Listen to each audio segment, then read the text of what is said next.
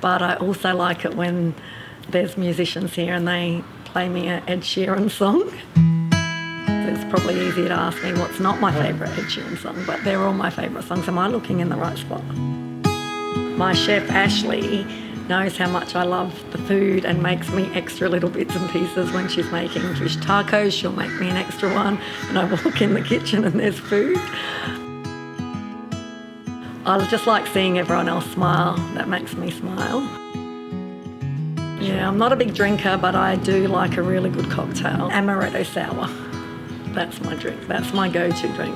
Amaretto, which is an almond liqueur, a little bit of bitters, lime juice, egg white. Oh, I don't even know if the lime juice is in it. So I hire a really good cocktail. Where would we be without you, Stacey? I'm thankful for my health, my happiness, good friends, my beautiful children and my family. And obviously that I have such a beautiful little bar.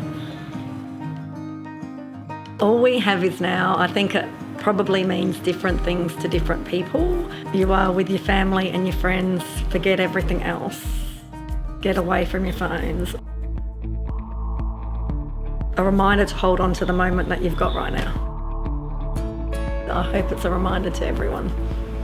That's what it is.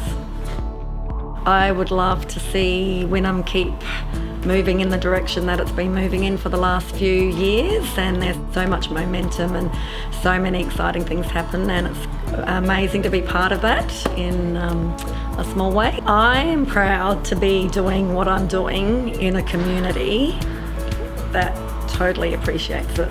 Like, I don't think I would be anywhere near the success that the bar is without the amazing community that I'm part of, and I'm proud to be part of Wynnum and what we've achieved together. I'll never ever take credit for doing this on my own. I'm backed by a whole community of people that just make it so easy for me to do what I do.